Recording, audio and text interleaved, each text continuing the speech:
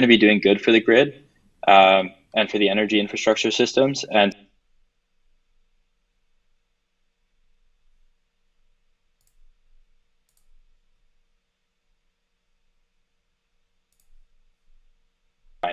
miners are being forced in many cases to change their their energy source by carbon offsets, position a certain way, craft narratives, and it is taking up a lot of mind share from executives that otherwise would be focused on building out more and better businesses. So it has been a pretty big harm over the past 3-4 months of just nonstop talking about this, and it's on every.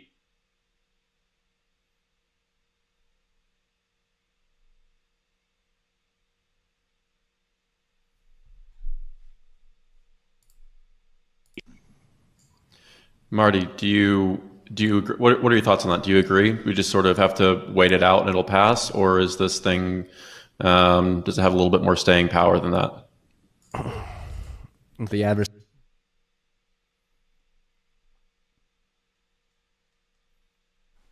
Right, guys, I hope you can hear everything properly. We're going live again for the rest of the show.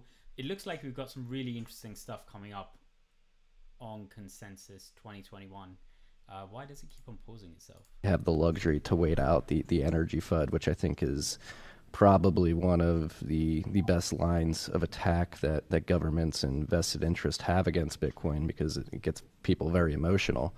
I don't think we should wait it out. I think that may be the case where we just have to wait it out. There's been a bunch of tweets going out about people complaining about the internet's energy consumption in the early 90s, saying that it takes like four lumps of coal to send an email or something like that. Maybe we're going through a similar process with Bitcoin right now, but as Bitcoiners, we should have adversarial thinking when it comes to this, and I think we should get out in front of it and highlight the hypocrisy of everything. The ESG movement is a complete accounting scam that gives subsidies and carbon credits to companies that just masquerade their carbon consumption. I mean, it came out last week that a lot of the solar panels and wind turbines that are made over in China. Guess what? They use an insane amount of coal and slave labor to build that stuff. So they're just masquerading their carbon output, and the fact that they're using slave labor to get their end product and then buying it back from China, and then they're able to play as part of this accounting scam known as carbon credits, and they're leading to the misallocation of capital, like Ethan mentioned. You're starting to see miners here in North America buy offsets. Like, that is a misallocation of capital.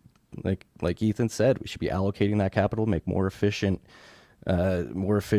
mining operations, instead of having to play this completely, frankly, bullshit accounting system that is completely anathema to Bitcoin. Bitcoin, the ledger, provides objective truth to the world via its proof of work consensus mechanism with a difficulty adjustment. As Bitcoiners, we should seek objective truth outside of Bitcoin as well, and playing again into the framing of a group of hysterics and vested interests who serve to make an insane amount of money from this accounting scam will not do us well at the end of the day. Again, Bitcoin is a front to the power over money, and it is a very strong power.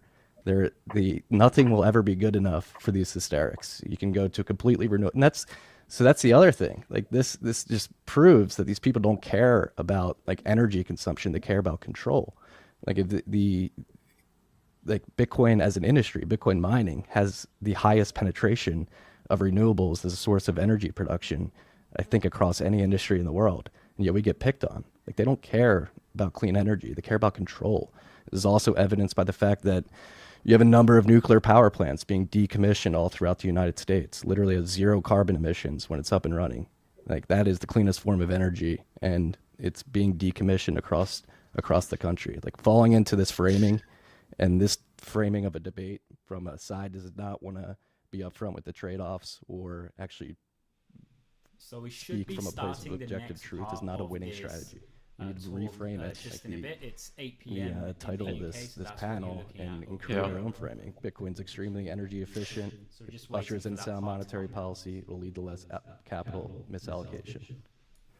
So I want to push you a little bit on that, and I think you're probably in a unique position to answer this more than most, because Great American Mining, sort of at its core, uses natural gas, which maybe when you think of natural gas, you don't always think of clean energy, but the way you harness natural gas actually has significant environmental benefits, and yet, sort of, if we continue down the environmental benefit process, we sort of end up in your mind with some severe capital misallocations. So I'm curious if you can, in terms of framing this conversation, just briefly, can you give us sort of like an elevator pitch steelman of fossil fuel powered mining, and why it maybe at the end of the day isn't that problematic for the environment, or isn't something that we should sort of treat as a scourge to stomp out immediately? Can you steelman it for us?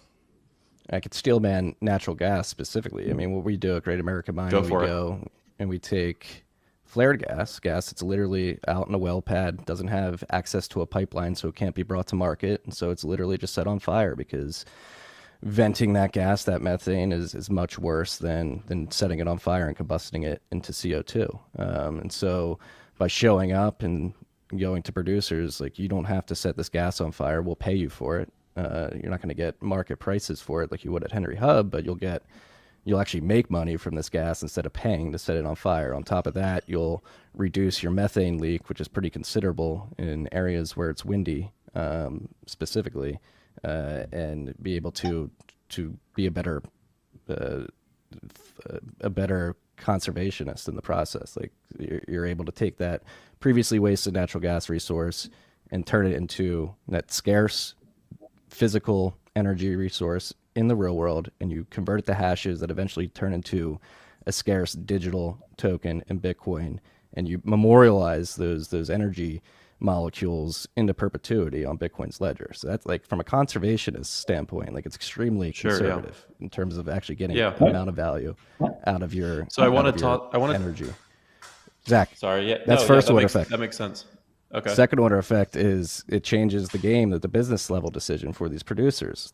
You have a digital pipeline in the Bitcoin network. Now that you have that and that revenue stream, it completely reorients how you look at pipeline construction in the future, which is a very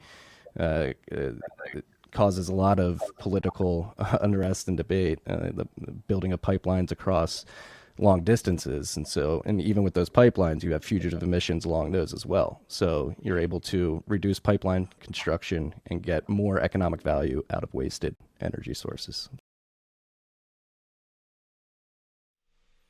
I think this is the one area where we need actually to have some enabling technology to be able to do what we want to do. So, for example, when we would like to take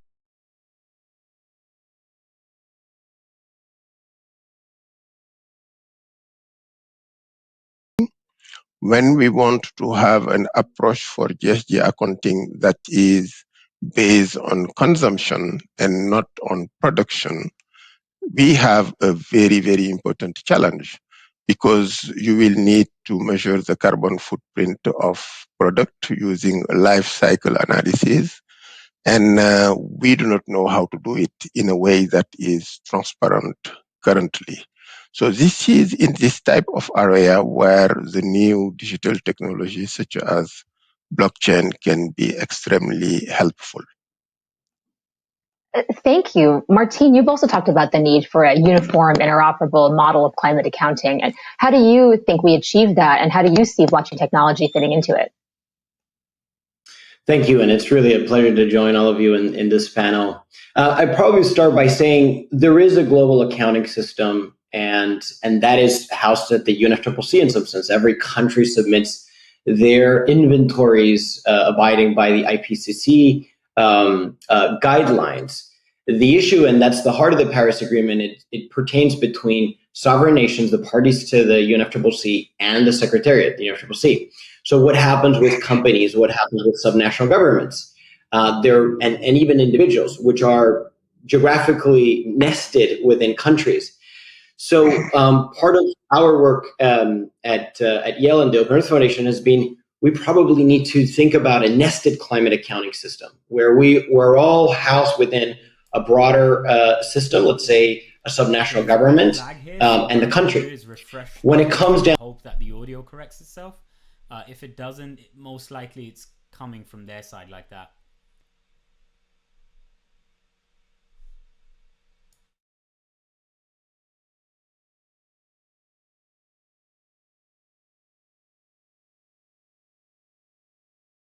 Wow, this takes quite a while to load.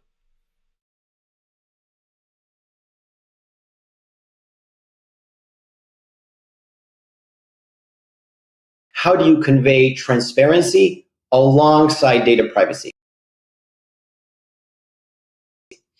And so when we're able to connect the data from supply chains that Masama was describing, understand the full footprint of a corporation, and being able to verify that almost instantly by an auditor, and then roll that data up into the jurisdiction in which those operations and that entity lies, it would simplify the process of creating national, international inventories almost to an immediate level. And it's almost like looking into the Block Explorer. And that's, I think, where we should be sort of aiming at all the tools that we have now in play. The challenge is putting them all together so we all speak the same language. So Martin, what is also needed, of course, is innovation, right? There's so many different challenges, so many different aspects to this. How do we encourage that? How do we find a balance whereby we're encouraging this competitive drive to innovate, but at the same time maintain common standards that, as you say, roll up into this larger objective? Well, there's many ways to answer that question. I think it's a great one. First, I believe we all need to be part of the same system, because we are part of the same system. Everything we do is housed within our atmosphere. So no matter what accounting we do, it all ends up into what we understand as our carbon budget. So once we're able to find a way in which individuals, companies, subnational governments, and sovereign nations are part of the same accounting and accountability network, probably that won't be housed in official settings. It has to be almost like an independent network. Probably the best way to tackle this is to have constant readability and consensus on the state of that carbon budget. And that is literally derived from the state of the art of science. Our network of sensors that tell us how much CO2 we can still put in the atmosphere. If we're able to map all of ourselves as climate agents into an interoperable network and are able to derive information from the state of the planet, there's all kinds of rule setting we could create, such as carbon pricing that's defined by the physics of planet Earth, not purely by arbitrary sort of economic calculation. And I think that's where a lot of the innovation might lead. But to be able to achieve all of that, we require very robust open innovation frameworks, open source, understanding what we often call beyond intellectual property into intellectual stewardship. Intellectual stewardship agreement for planet Earth as a core digital infrastructure to be able to achieve all this. Masamba, clearly a critical part of this community is, of course, the public sector and governments, whether subnational or at the national level. How supportive are governments of making this information open and transparent, and maybe even using blockchain solutions? It's clear that if we want to enhance transparency, the digital technology can help a lot, particularly blockchain.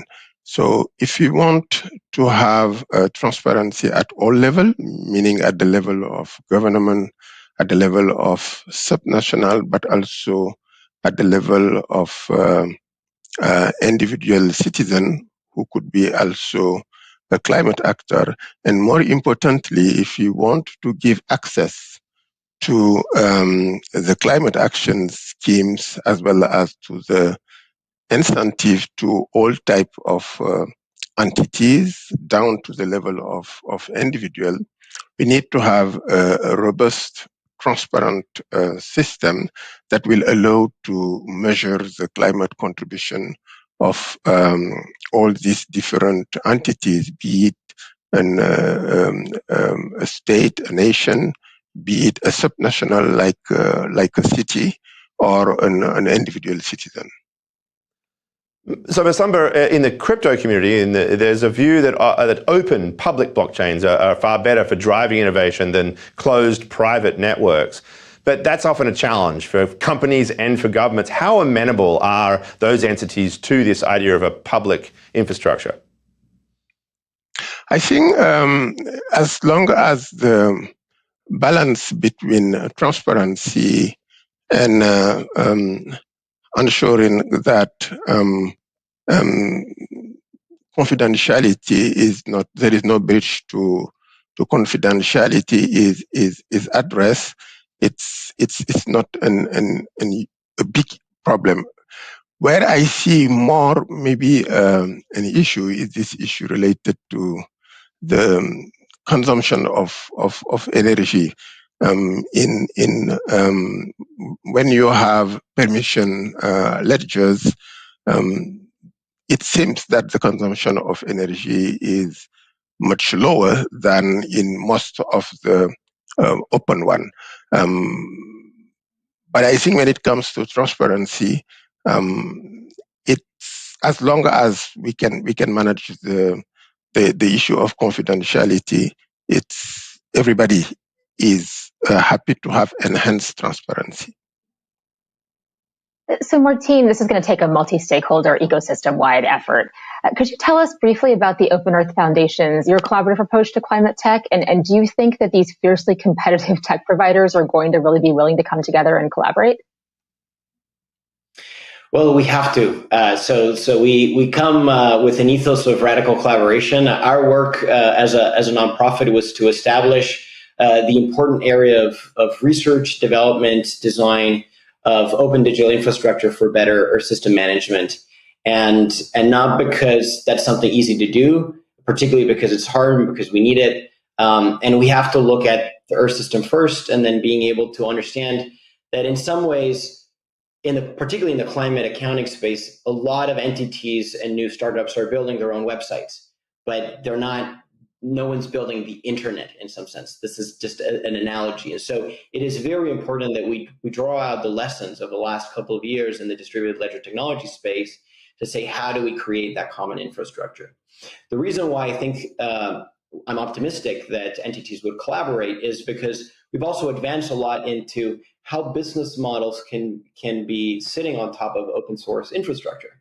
And so it's not either you define your business as open source or not. You can still have your proprietary enterprise grade solution sitting on top of an open source infrastructure that actually has the ability to establish queries and trust the information that your app layer is providing through that, let's say, zero knowledge proof information and verifiability. And it kind of links a bit to the other question of permission blockchains and permissionless. They have to all be part of a common system. And obviously, in permission networks within supply chains, the trust between the parties that are relevant to it is very key. But then put together, all of that could be transparently reported, not into the raw data, but data derivatives into the permissionless infrastructure.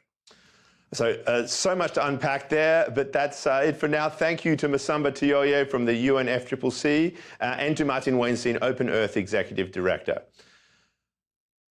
Okay. Thank you. Coming after the break, seasoned investor Kevin O'Leary talks sustainable investing.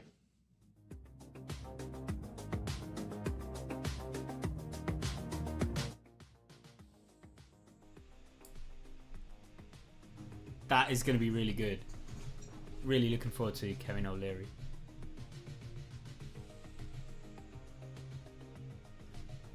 What is sustainable investing? Is part of sustainable investing not making a lot of money?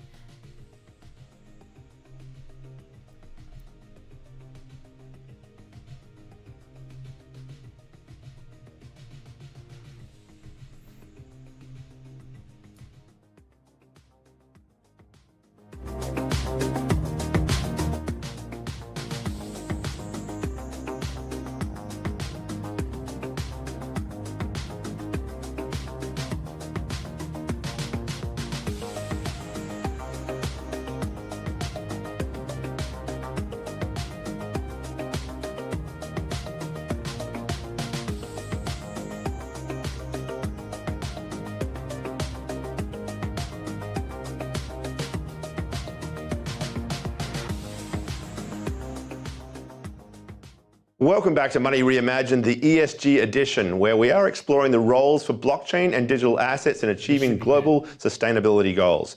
Before we welcome our next guest, Kevin O'Leary, let's take a look at the crypto markets.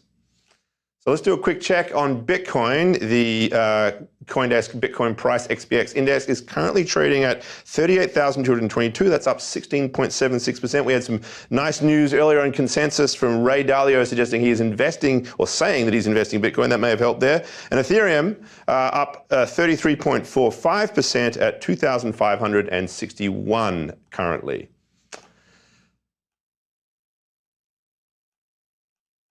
Right. So, okay.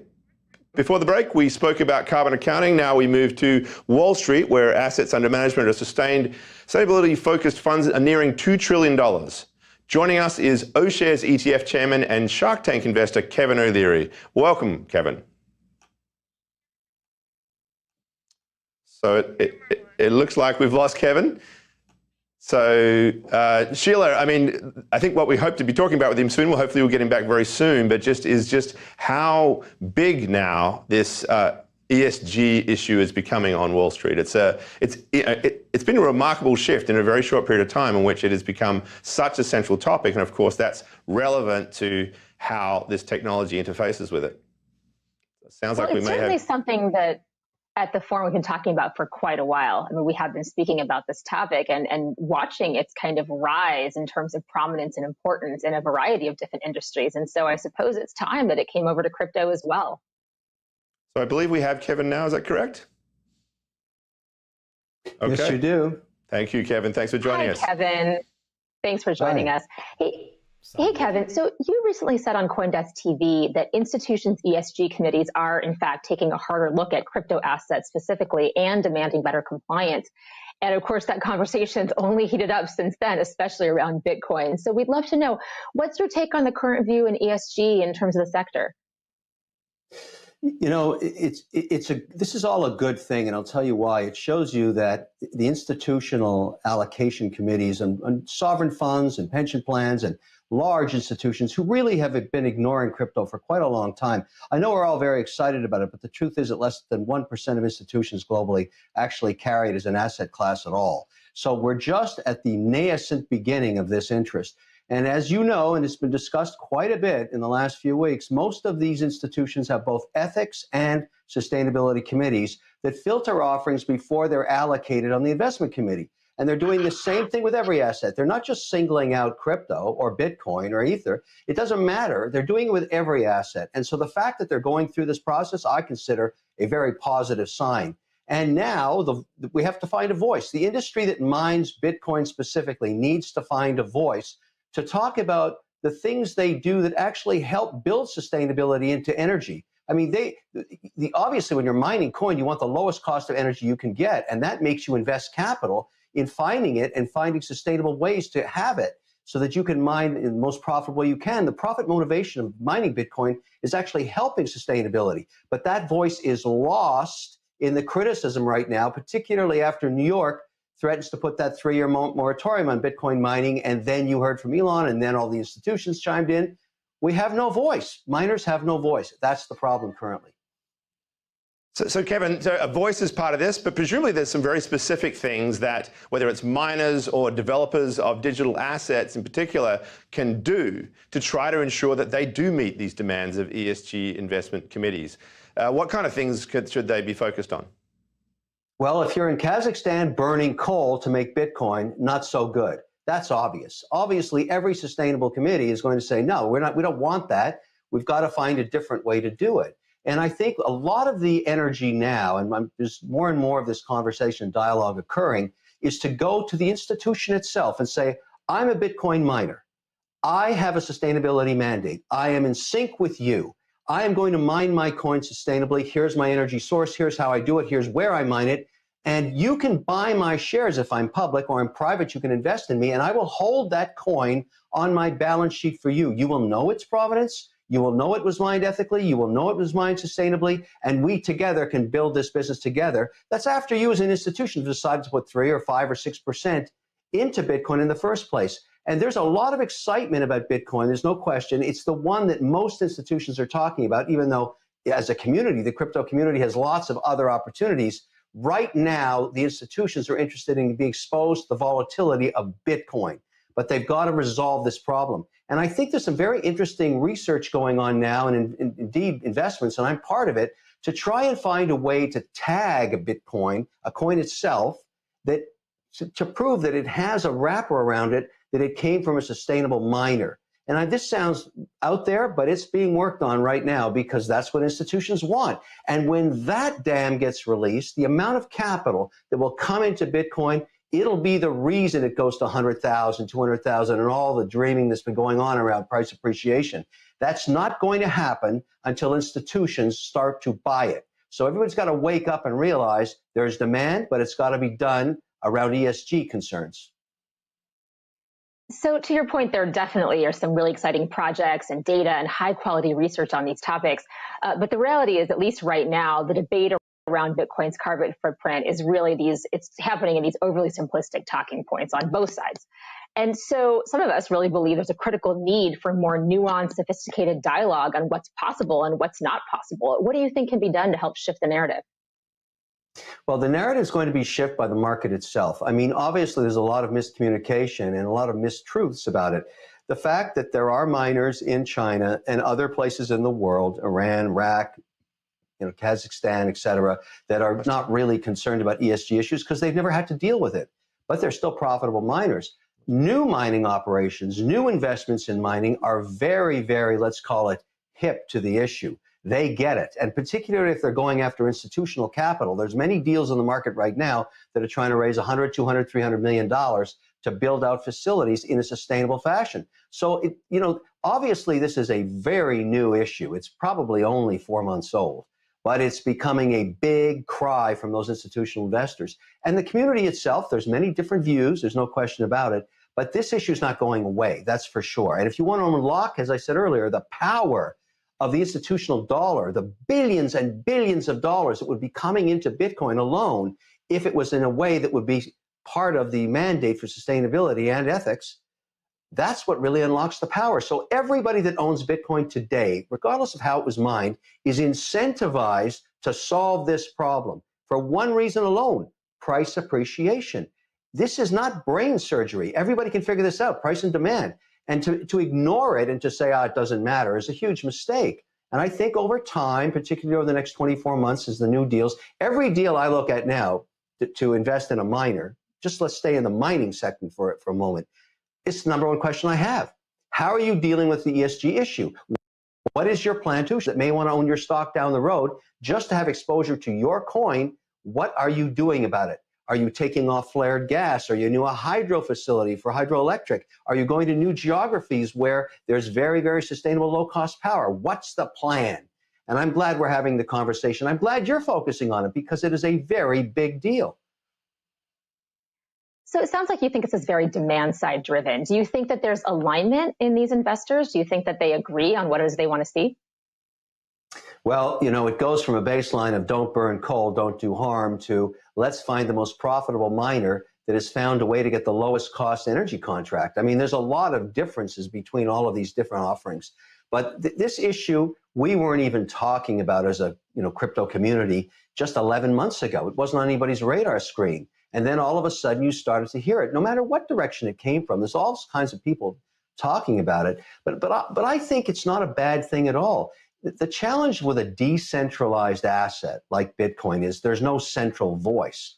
There are thousands of participants, but there's no committee. There's no, for lack of a better word, lobby group that says, no, these are the actual stats. This is the real information. There's lots of different. Hasn't found a way to say, wait a second, we're being accused of all these incorrect facts.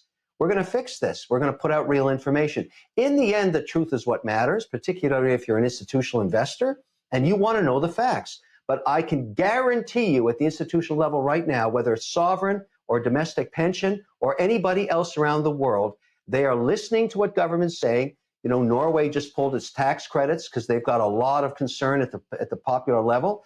The population, the people that live there are worried about it. You've heard the same concerns out of other geographies saying, why are we burning all this power to make a currency?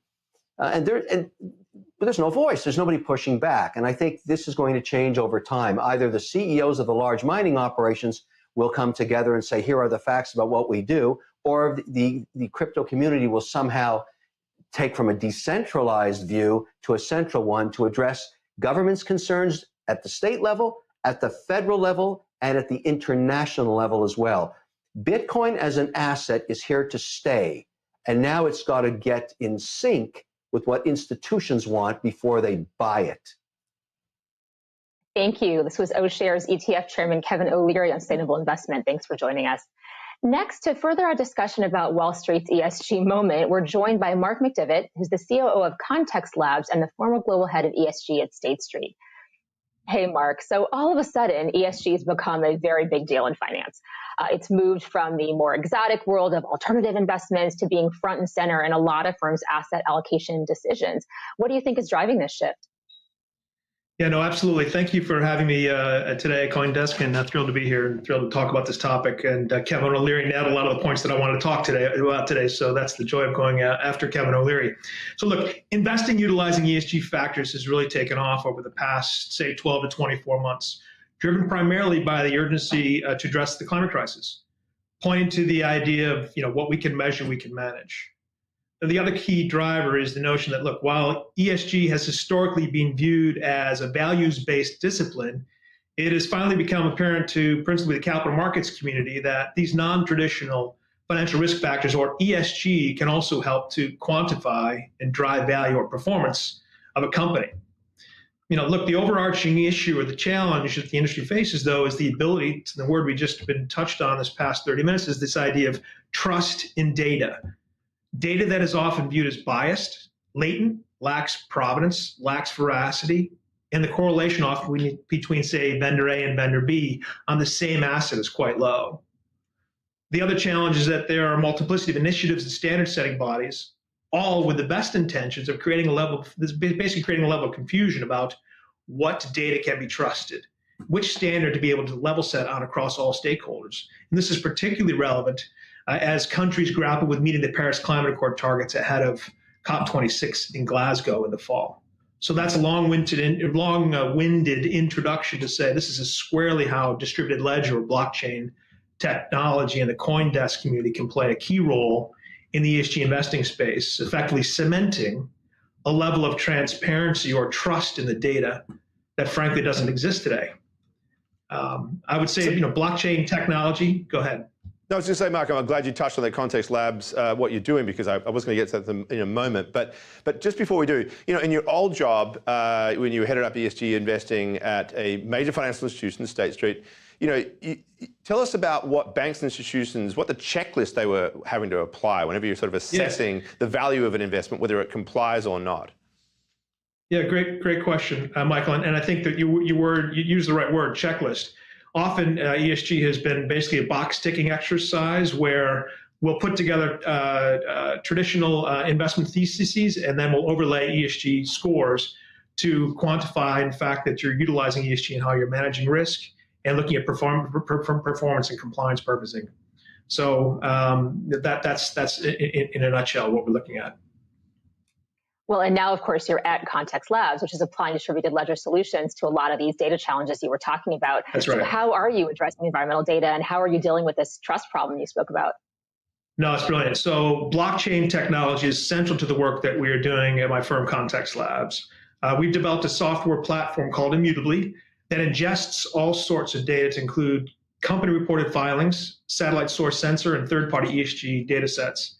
Each step of this process, we like to say, is cryptographically proofed and ledgered, thereby rendering the data that we ingest irrefutably trusted, or something that we call asset grade. We're working closely with the oil and gas industry as an example, right? The industry, the sector that is right now in the firing lane with addressing the climate crisis and helping them to tokenize their natural gas, something we call distributed ledger as an example. Another example of how we're using blockchain technology directed principally at the E of ESG is building and will be offering to the market an asset-grade environmental attribute that companies can use to offset their carbon emissions, something we are calling an AGD coin. When one buys and retires this environmental attribute coin, one can have irrefutable confidence that the data that is verified and additionality of that project is in fact being irrefutably trusted. Many of you may have seen the announcement a few months back by the Nature Conservancy having to recall carbon offsets sold by BlackRock, JP Morgan, and Disney, because it was determined that these offsets were in fact not adding value to sequestering carbon. This is the kind of headline risk that we're trying to mitigate in using this platform, leveraging blockchain technology accordingly. Thank you so much, Mark. Mark McDivitt, COO of Context Labs. After a break, we'll be back to talk about tokenizing carbon emissions. CoinDesk Indexes, the market standard for crypto assets since 2014. Our trusted data powers billions in publicly traded funds. CoinDesk Indexes are the standard used by institutions, and they're the key for investors looking to understand and access crypto markets. CoinDesk Bitcoin Price Index, XBX, has been instrumental to Grayscale, enabling investors so they've around gone the into world advertising to access for Bitcoin the through moment. a regulated familiar product. CoinDesk Indexes enabled the early adopters to build crypto I'm going to check if there's anything else going on in this conference right now in parallel, just to make sure we're not missing anything. Time is 8:30 p.m. right now, which means we might have this one ongoing right now. No, apparently not. International consistency and transparency, and we need all participants in ecosystems such as supply chains to submit and use data in a standardized, coordinated manner. Joining us to discuss this is Christina Dolan, an engineer, computer scientist, serial entrepreneur, and a co-author of a forthcoming book on data and ESG, along with Mark Johnson, who can address this from a data science perspective, and he's from the Rocky Mountain Institute. Welcome, Christina and Mark. Well, thank you for having me. So, Christina, in your book, which I had the pleasure of reading in advance of publication later this year, you talk about the need to standardize data so we can all use it consistently. Can you explain for our viewers why this problem needs to be solved? So the issue is that we have a variety of different lenses, right? So we have standards. We have GRI, which is about the company's effect on the world. And then you have the opposite, which is SASB, which is the effect of the world on a company, right? Then you have the analysts who utilize a variety of different methodologies by which to do analysis. So I'll give us an example. We've got Tesla, right? Tesla is saving the planet. But yet there are some analysts who will say, well, you know, they've had some problems with the SEC, and that's financially material risk, which is what ESB is about. So looking back, you say, oh, there's a risk there. But others will say, oh, well, the risk is gone because they figured it out from a governance perspective. So the risk going forward is going away. You have a variety of different proprietary data sources. So for example, somebody who's following the industry for beverages might buy water tables from a satellite company, whereas somebody else will take outdated FEMA tables. So you have different types of data sets, you have different types of methodologies, different types of definitions, and then you also have these standards that actually look at industry geography and define ESG all very differently. Well, so to create standards, though, you need buy-in from a variety of stakeholders, if not all of them across a particular ecosystem. And in this case, this is about as big of a tent as you can imagine. I got to say, as somebody whose specialty is curating unlikely communities, this is a lot of players. How can we get everyone to the table?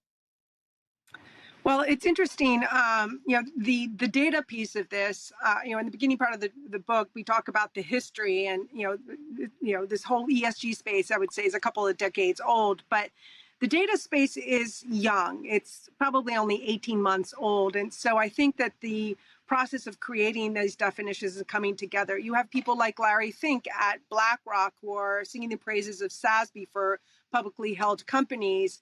But then in Europe, you're using GRI. So I think, the investment mechanisms for publicly held companies, if as they sort of demand things like SASB, which is much more accounting oriented and it's broken down by industry. I think that as that becomes more popular, there'll be more of a trickle down in terms of what investors will be looking for to invest in ESG compliant organizations. So, Mark, you're looking at this more specific data sharing issue of emissions accounting within supply chains. And I know the Rocky Mountain Institute has a proposal for standardizing that accounting, which you described in a CoinDesk op-ed earlier today. Can you briefly walk us through that? Yeah, sure. Well, first, thank you all for having me. It's a pleasure to be here. And just to piggyback on what Christina was saying, we're really looking at this as a key trend that's emerging. There's been, primarily pushed by an influence of consumers, investor, and policy pressures. More and more climate disclosures are driving decisions and strategy. And there's increased interest in making these disclosures financially material. And what that really means is that they're moving from mere line items on financial statements to a point where they play a crucial role in defining what a company does to maximize its market value. And given these dynamics, it's our expectation, or we don't think it's very unreasonable, to expect that these disclosures of ESG metrics, or at the very least, GHG inventories, may become a requirement in US GAAP and IFRS financial reporting within this decade. However, when this occurs, or in order for it to occur, there must be a robust data standard to represent this information in these disclosures. Now, in order for that robust data standard to fully account for the materiality of climate risks, it must comprehensively account for the embodied emissions across supply chains. And with that, I mean, scope 1 and scope 2 emissions, direct emissions associated with an individual stakeholder's operation, but also scope 3 emissions, those indirect emissions that more times than not take up the lion's share of a carbon footprint for an organization, and more times than not are not specifically reported on or accounted for. And furthermore, we believe that there is a crucial need for a system to comprehensively account for all of these emissions to be built in a digitally native manner. Current greenhouse gas accounting practices, standards, methodologies, as well as protocols are more or less guidance documentation that call for manual calculation, data input, and disclosure. We believe that there is a massive opportunity and a massive need to create a system that enables everybody to report in a more verifiable and transparent manner. And as such, we are looking at in developing a system that rests very heavily on utilizing distributed ledger technology to bring more transparency and comparability across climate disclosures of all kinds. Okay, so Mark, if we take that model that you're developing, hopefully that brings us to a world with richer, more reliable supply chain-wide data. How do we turn that then into something actionable so that supply chain partners can collectively work together sort of to iteratively improve their processes in pursuit of their common interest? How do we actually incentivize them in many respects to build on the data? Certainly, and you're hitting on a very crucial point of one, the system that we are developing, and two, a forthcoming report that will detail this in more and provide more detail of this. Really, we believe that there's a great need to build a system that takes individual components from a number of different domains. A technological solution is not going to be a panacea to solve all of the ailments of carbon accounting and of ESG reporting, but it is a specific pillar of the comprehensive solution. Now, the crucial piece is the carbon accounting piece. There are still a number of challenges associated with comprehensively accounting for the carbon embedded in supply chains. And we believe for this proposed solution that we need to build on existing greenhouse gas protocol, which is co-developed by the World Business Council for Sustainable Development and the World Resource Institute, to meaningfully improve it in a number of crucial ways, as well as leverage a number of the existing projects and protocols that reside in the blockchain space, such as IPFS, such as libp2p, such as potentially some of the implementations of Ethereum or Polkadot to, once again, bring more transparency, more trust, and more comparability across these metrics so that they can become actionable and transactable. So I want to ask both of you a question I always feel compelled to ask in situations like this. And maybe Christina, will go to you first, which is, how can a blockchain actually help with the standards problems you identify? Can it? Well, it's interesting. So I think of blockchain as being the ability to capture a journey of information, right? And so when I think about ESG, I don't think about it just as environmental. I think about it as the social, which is all the different stakeholders, right?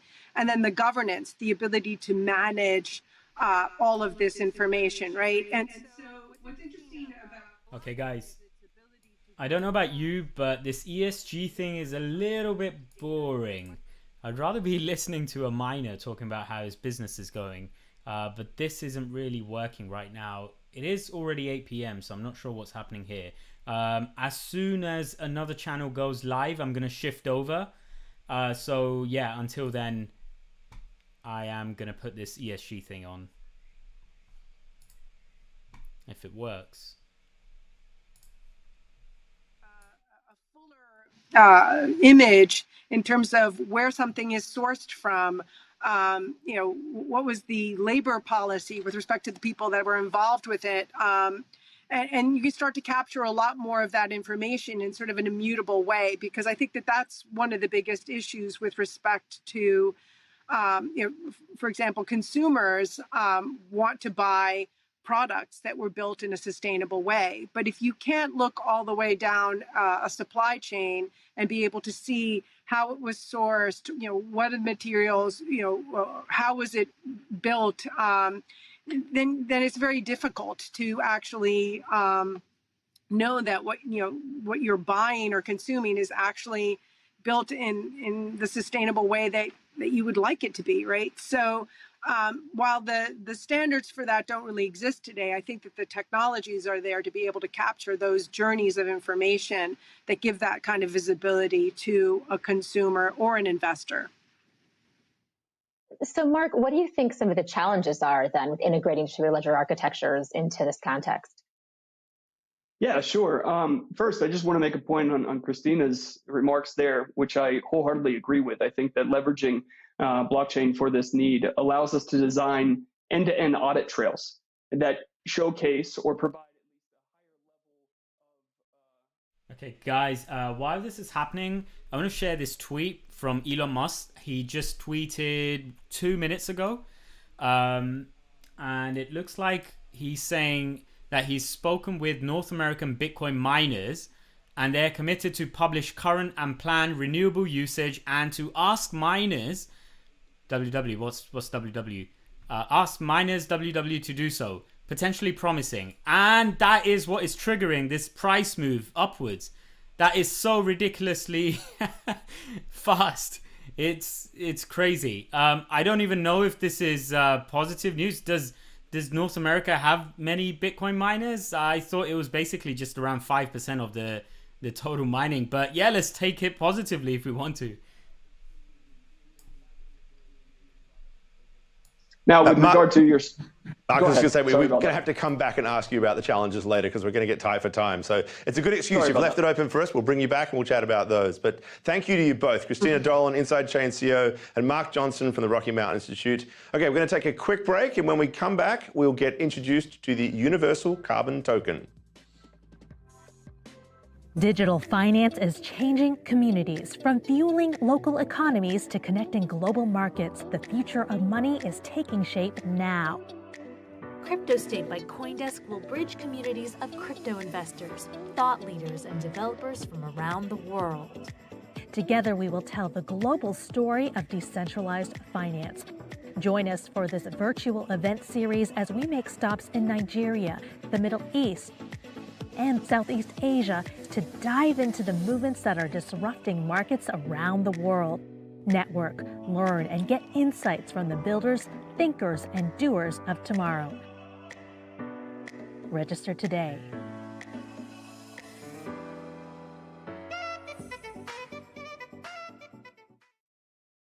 Welcome back to Money Reimagined, the ESG edition.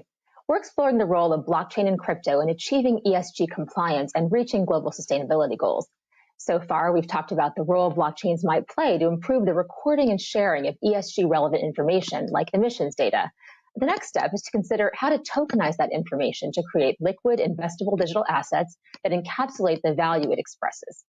To discuss this, we're joined by Paul Brody, the Global Innovation Leader of Blockchain Technology at Ernst & Young, and JP Terrio, CEO of Uphold, which leads the consortium behind the Universal Carbon Blockchain. So first, Paul, you've been a strong supporter of public blockchains, and other consulting firms went for a private blockchain path. And of course, the one big critique of public blockchain is that they face scalability challenges. Will they be ready for the amount of money and data involved in this global undertaking, which some estimate as much as $150 trillion over the next 30 years? Yeah, I mean, I've got a lot of confidence that public blockchains can handle this, right? So the markets are liquid, the markets are highly investable. There's great progress being made both in terms of the carbon consumption, the carbon footprint of this technology, as well as the scalability. So I'm very optimistic about the ability and actually the usefulness in blockchain technology in meeting these challenges. Hey, Paul, your team has done research into how we tap the kind of vibrant market model that we've seen in the blockchain and crypto space, and how we apply that perhaps to inspiring climate change innovation. Can you explain what you mean by that and what sort of a vision you have? Yeah, I think we've got really sort of kind of 2 or 3 really important goals. Number one, we really want to make ESG an investable asset. And it's the kind of investable asset that you can put into the DeFi ecosystem. And so what's been amazing about DeFi and Ethereum is that you can take these assets, right? And they can be things like carbon credits, they can be renewable energy credits, they can be all kinds of things, and you can put them to work in terms of obtaining financing and generating cash flow. So the first goal for us is let's make DeFi turn ESG into an investable asset. And then the second goal is the one that one of your prior speakers talked about, Christina. She was talking about trustworthy data, right? We believe that's an incredibly important thing for an audit firm to have a role in, and we want to make sure that people can invest with confidence in these renewable and ESG certified assets. So, EY is one of the big 4 accounting firms. And, we've often talked about how the world of auditing, the jobs of accountants might change in a world of blockchains. So if blockchains are going to allow us to audit transactions automatically, what is the role for the accountants in all of this? So the whole world of assurance today is relatively somewhat backwards looking, right? When auditors sign off on an audit, they basically say, do we believe that the firm is stating truthfully what they have done?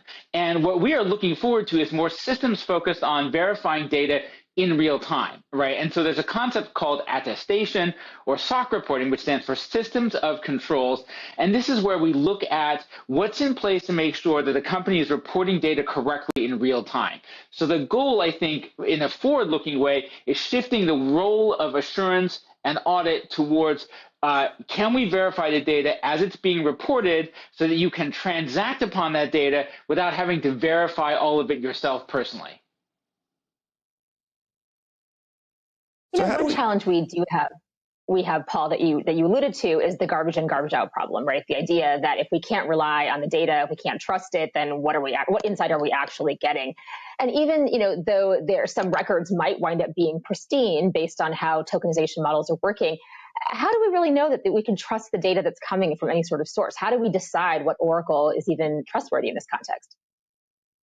So this is where I think kind of the Oracle technology is really cool. So there are oracles that are thinking about multiple data sources, but the biggest challenge we foresee on the horizon is the source for many critical pieces of information are going to be a single enterprise, right? And they're going to be the only people who can say whether or not they did something in a very timely manner. And so the issue there is, can you have a third party validate that enterprise is documenting and reporting their information correctly? And that's what a system of controls report stands for, a SOC report. So if somebody says they're doing a SOC report on something, what that means is someone's inspecting the process of how a company gathers and reports data and verifying that it's being done in a reasonable and consistent manner. It's not maybe quite a guarantee, but it's a higher standard than just a single enterprise by themselves saying, well, no one else can real-time verify this, so just trust me. And that's what our aim is to do, is to increase continuously the level of trust that can be delivered against the information flowing onto the chain. Paul, give us an idea perhaps of what a digital asset world might look like where there is truly a global liquid market for this. Well, obviously, one of the most common ones are things like cap and trade concepts, where companies have said that they will cap the total amount of carbon that they spend, or they will publicly commit to getting to carbon neutral. So my goal is to do a couple of things. First of all, can we help companies tokenize both their consumption and their offsets? And then secondly, can we help create a global marketplace where you can take a commitment from an enterprise to go carbon neutral or carbon negative and turn that into cash that can be used to generate offsets or renewable energy. And I think that's the part that's not yet. Guys, I also want to share this tweet from Michael Saylor. He just said, yesterday I was pleased to host a meeting between Elon Musk and the leading Bitcoin miners in North America. The miners have agreed to form the Bitcoin Mining Council to promote energy usage, transparency, and accelerate sustainability initiatives worldwide. So it sounds like this is actually big news. It's not just some bullshit coming out of Elon's mouth as it does every week, promoting Doge, which he just did in another tweet right after his recent one.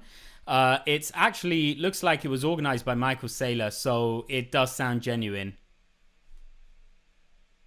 The CoinDesk ESG and the consensus discussion here is we would like to be part of that discussion. We want to participate.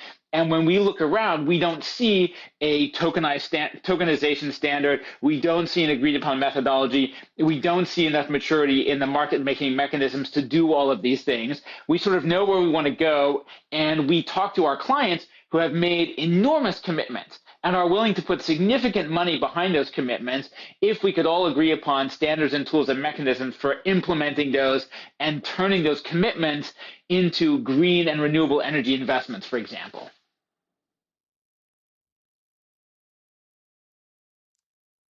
Yeah. Well, thank you to Paul Brody, Innovation Leader of Blockchain Technology at Ernst Young. And unfortunately, we didn't get to talk to JP Thero, who's the Uphold CEO, would have given us some insights into what they were doing. But Paul, it was a pleasure to talk to you, and thank you for your interest in this project that the World Economic Forum and CoinDesk is spearheading. So thanks all of you. You're most welcome. Thanks all of you for joining us for the first episode of our two-part special Money Reimagined ESG edition. Tomorrow, the discussion continues and we ask, can Bitcoin really go green? In the meantime, check out some amazing content and speakers we have in store for you at Consensus this afternoon. There's an exploration on crypto asset management. And later, another exploration on ETH2, smart money and the multi-chain future. I'm Michael Casey. Thank you for joining Sheila Warren and I, and we'll see you tomorrow. Coming up at 7 p.m. is a special one-hour edition of The Hash. The financial world is evolving fast, and we're adapting to meet the new demands of this growing industry. That's why we're introducing Desk, an integral part of this modernization. Okay, I'm going to look if there's anything else that's interesting for tonight. It looks like all of the bullish news has come out of Twitter rather than the Consensus conference, although there was some bullish news from Kevin O'Leary and the other people early on. So let's see. Looks like most of it is finished, but got this thing from Nexo. Nexo is I think it's a peer-to-peer lending platform, isn't it? Or a loan platform where you can lock up your crypto assets and get money for it. So that's not live yet. Still got 5 minutes until 9. Just going to check all of these rooms actually. The ESG one is definitely finished.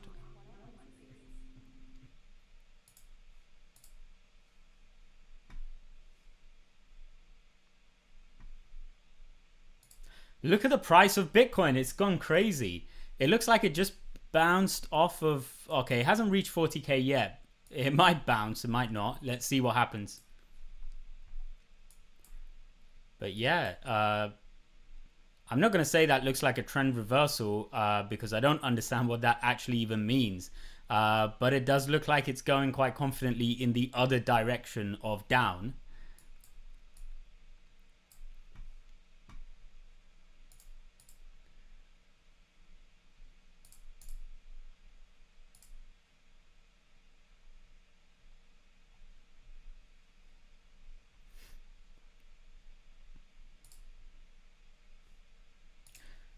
So yeah, just to highlight the more recent bullish tweet, that was this one from Michael Saylor. He's talking about the Bitcoin Mining Council, which I don't think there's been any talk of before. What Up Dup says Bitcoin Mining Council is equal to Crypto Climate Accord. Yeah, possibly. It does sound like it might be influenced by the government. It does sound a little bit not in line with capitalism, let's just call it that. But it does also seem at the same time like it is something needed by the newspapers, at least to give an explanation for why they buy Bitcoin or why they support Bitcoin. It does seem that every day they're finding it more difficult to publicly support Bitcoin, you know, with the energy conversations that are happening. But yeah, this is another tweet from Michael Saylor. So these people, I've only heard of Argo Blockchain, not the other ones, were present and decided to establish an organization to standardize energy reporting, pursue industry ESG goals, and educate and grow the marketplace. So I like the last part of this, grow the marketplace. Educate sounds a little bit neutral. ESG, of course, pursue ESG goals. That basically just means make Bitcoin more green. I don't know how they're going to measure that. That's probably part of this project.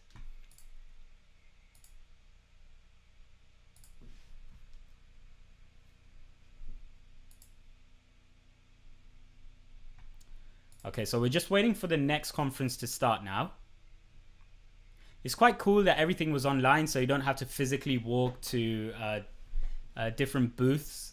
You don't have to come into contact with people. You can sit at home and watch it at any time, basically. I think it also helps with the spread of information when things are done this way.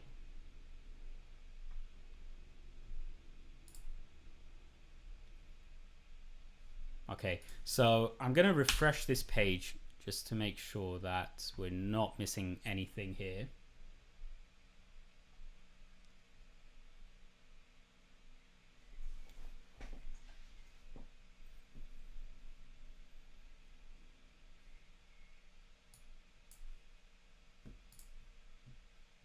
Okay, so join event.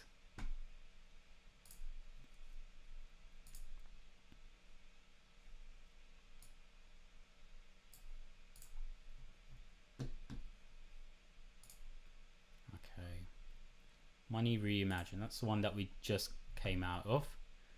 I think it was advertising some stuff. Right, okay, so we just have 1 minute left until the next one, I think, if they're on time.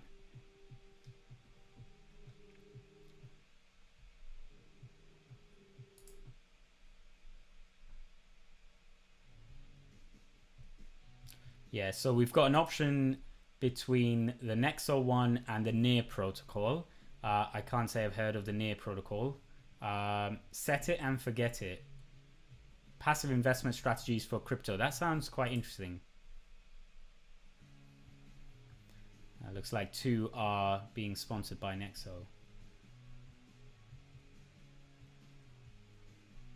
Okay, so I'm going to leave it on this one and let's watch. Set it and forget it. Passive investment strategies for crypto. Definitely sounds interesting for us.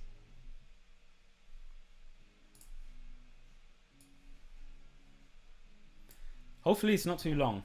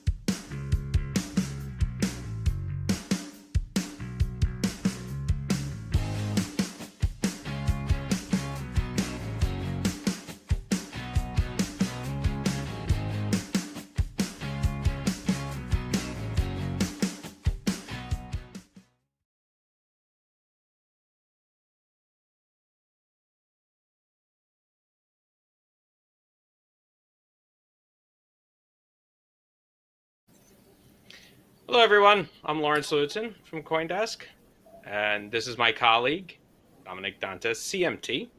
We hope you're enjoying your consensus so far. We'll be the host for our next exploration entitled, Dominic? Set it and forget it. Passive investment strategies for crypto. Yep. And also over the next 3 hours, we have a great lineup of panelists, chats. We have interactive content and everything. And so we're going to do a couple of housekeeping right before we start. When you have questions, ask them in the chat. There's a chat there should be a chat button there. You'll be able to earn desk coin. This is as part of the exploration. We'll be dropping several links randomly in the chat over the next few hours. You click on the link, you'll be taken to your wallet where you can see some desk coin. It's limited supply, unlike Doge, just saying. So once you get your desk, you could spend it on NFTs, show it to your friends, call your neighbors, have them take a look at it, socially distance, of course. And also be sure to check out our Nowhere virtual networking experience. And you'll see there's like an NFT gallery, so you can see it in like virtual space as if you're in a museum and you have your NFT there. So we also need to, and also you can also find desk coins in that virtual space. It's like Super Mario Brothers, but crypto. Special thanks also to Nexo, who's sponsoring this today.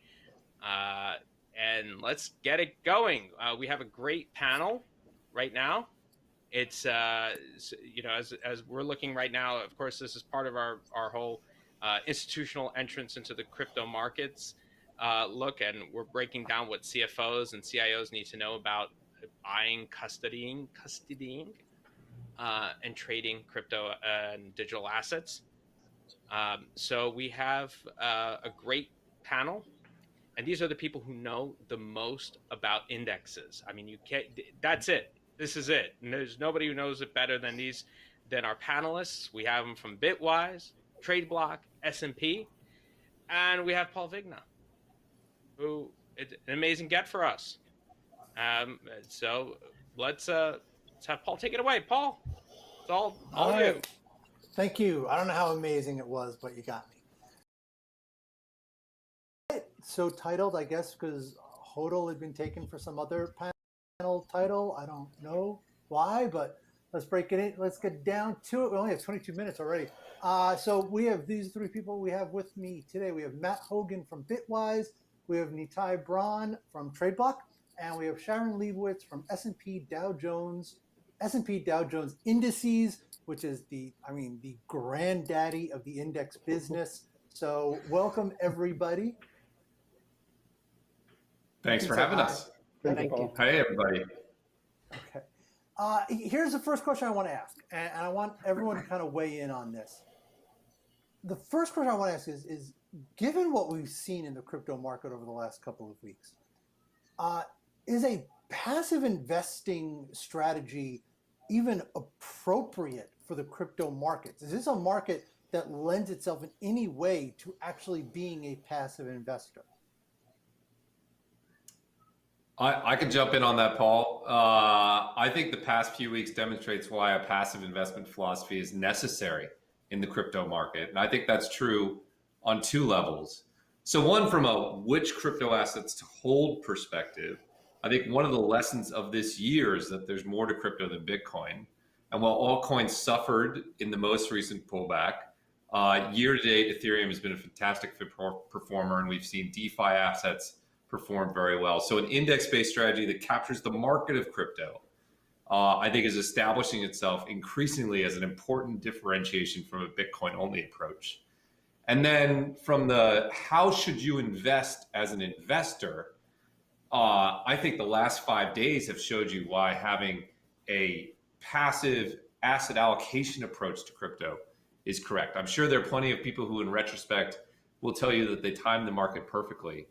But anyone who knew what was going to happen this past weekend and then knew exactly what was going to happen today, I just find that very difficult to achieve, both on the entry and the exit.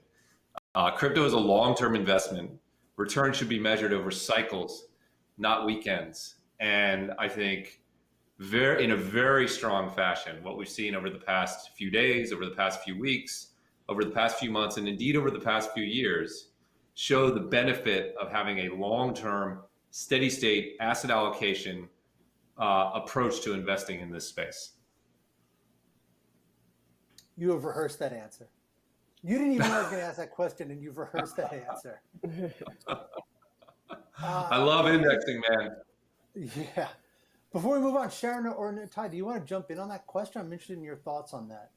Yeah, certainly.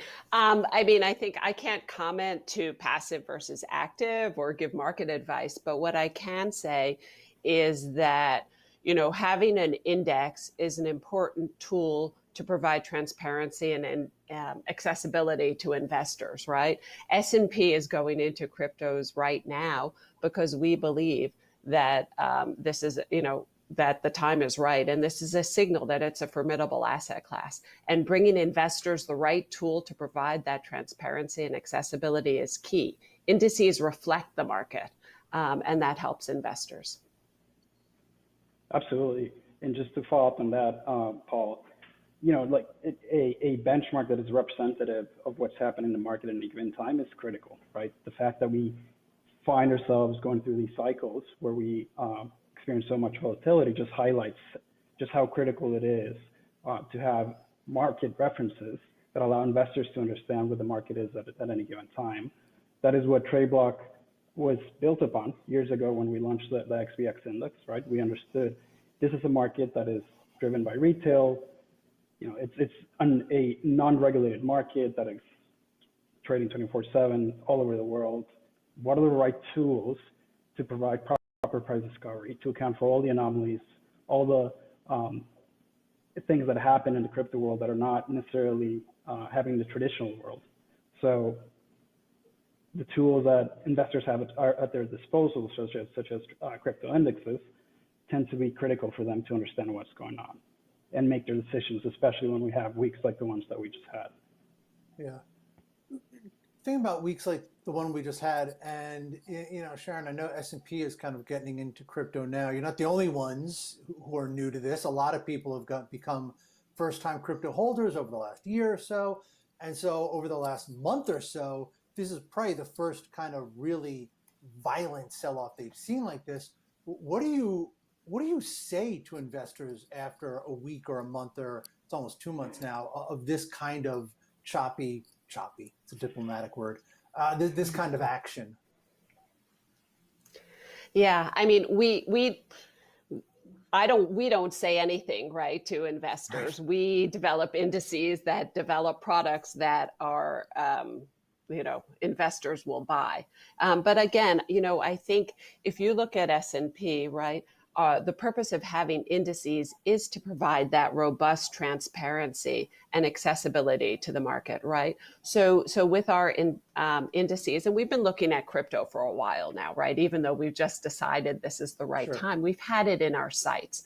And, you know, it's sort of balancing being too premature to enter the market and coming with some of those risks, and really meeting the demands of our clients. So you want to be right in the middle there. And I think, you know, by providing indices with robust pricing, you're giving people the tools to do the research and make informed decisions, right? Again, it goes back to that history, the back-tested history that we have, robust pricing, that really decisions. Okay. Matt, do you want to jump in on that? Like, you know, Bitwise, you guys run some asset funds. What are you telling investors? Well, I think we're focused on telling them that, look, volatility is a feature of the crypto market. It's been a feature of the crypto market since the inception of Bitcoin more than a decade ago, right? The asset is up 72 million% since it started trading, but it's had 70% plus drawbacks. This is a feature of investing. What does it mean as an investor? It means really three things. One, it means you have to size your allocation appropriately. If you had 5% of your portfolio in crypto this weekend, you probably weren't panicking. If you had 50%, you probably were. It means what I said earlier, you have to have a long-term allocation outlook. Because remember, crypto is still up very significantly over the last 12 months. We're talking about a market that has crashed, but it's up 300% or something over the last 12 months.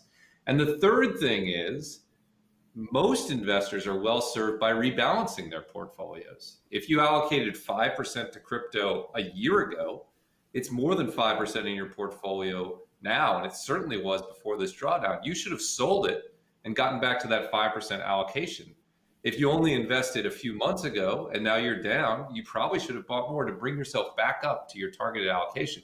What the history shows, if you back test it, is that volatility harvesting through rebalancing can be a strong positive to your portfolio outcome. So, again, it shows you need a long-term time horizon, you need the right portfolio sizing, and you need to rebalance.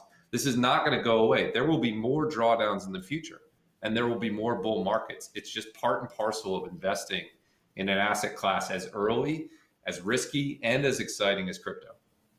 Yeah. I want to take a step back for a second, and this is going to be kind of a long-winded question that I want Sharon to jump in on, and then Natai, because I want to talk about what indexes are. I think if you went out on the street and you asked anybody what is the Dow Jones Industrial Average, they would know the name, they would probably know that it's about the stock market, and they might even be able to name some of the stocks in it. But a lot of people don't actually know what the Dow is and why it's important to even have an index. So Sharon, can you kind of just walk us all the way back and explaining exactly what an index is and why you guys make a business of this? Yeah, so I mean, indices again are important because they measure the market that's out there. But there's a few key things that we look when we talk about indices, right? It's not just the number on the screen or the chart that you see out there. In terms of indices, I would say it's the pricing, it's the methodology, it's the policy, and then it's also the governance, right? So with pricing of an index, at S&P, we want to make sure we're using a really robust pricing source. So for us, for cryptos, that's Luca. And maybe I can go into a bit more detail about them, but they have a robust methodology and it's independent. That's super important. Number two is the methodology itself, right? This is a rules-based document that describes what set of assets you're investing in and how, right? It'll also explain how often it's rebalanced, items like that. Then you have the policy, right? That's actually how the index is managed on a day-to-day basis. And it could talk about what's added or dropped from the indices. So in a market like crypto, right, of course, you have all sorts of network events. And you want to make sure that maybe you're dealing with forks, hard forks, right? Airdrops, stuff like that. And then finally, there's governance, right? And governance is here to make sure that you have independence, right? So we have independent index committees that are separate from the commercial team, and they're there to maintain objectivity. Okay, and then Natai, it's interesting because over the last year, and I think I've done at least 2 stories on this about indexing. I think a lot of people realized these tools were necessary for the crypto markets, and now you see more of them. But when you guys started up TradeBlock, there really wasn't a lot of these kinds of tools. Can you talk about what TradeBlock, what prompted you to start it, what you saw was missing, and why you even got involved? Yeah, absolutely. So what we had at the time was a market that was developing, right? We didn't have market infrastructure. It was there's no maturity as it related to market access, data standards, communication protocols, which meant that price discovery was really, really challenging, right? You have market participants that were looking at exchanges in the US, you have market participants that are looking at exchanges in Asia, and just trying to understand what's the right price for Bitcoin at any given time. How do we determine that? How do we deal with exchanges that go offline all the time? How do we deal with exchanges that all of a sudden run into problems and they trade at significant premiums or discounts relative to the rest of the market? How do we provide a tool that addresses all that in real time so we can provide investors and market participants the best reference into the spot price of Bitcoin at any given time, right? So you have this idea of, okay, that is what the crypto market is. You have these exchanges, which we treat as index constituents, and then we weight them based on their liquidity, price discrepancy, Are they offline or not? Are we seeing any kind of anomalous event? And then we also have our own protocols and procedures to ensure that we review the methodology quarterly, we make the announcements, we ensure that the price that we're providing is very, very robust and very representative of what's happening in the market at any given time. We've been lucky that we've been doing this for 7 years now. We've been able to work with some of the largest firms, both in and outside of crypto, right? Firms that were born in the crypto space and firms that have been around for decades. And we kind of fine-tune that algorithm, right? And that methodology for the past 7 years, just by speaking with them, understanding with them, what is the price of a cryptocurrency supposed to look like, right? How do we react to all of these events? How do we, if an exchange becomes insolvent, what's the right procedure to address that, right? When we had the Bitcoin Cash hard fork in 2017, how do we handle that, right? So we've been doing that. I think we've been, our reference rates, which started as trade block as of January 1st of this year, we rebranded them as CoinDesk indexes. They're used to track over $40 billion worth of AUM across a number of investment vehicles. And they're also used as the reference for hundreds of millions of transactions that are traded in the over-the-counter markets, which is TradeBlock built an over-the-counter order management system, and we see again all these firms accessing that price, quoting counterparties based on that reference all day and all night. So that's the story, right, Paul, to answer your question. That's how we got here. That's what we do. We've been kind of specialists just in understanding what is the right representation for the price of cryptocurrencies at any given time, given the unique circumstances and properties of the crypto market. And then I think to kind of try to tie this together, the reason we're spending so much time talking about indexes in a panel about passive investing is because a lot of the products that are built for investors or passive investments, ETFs especially, they are based off these indexes. And I think a lot of people sometimes miss that. So Matt, could you kind of connect those two different threads for us?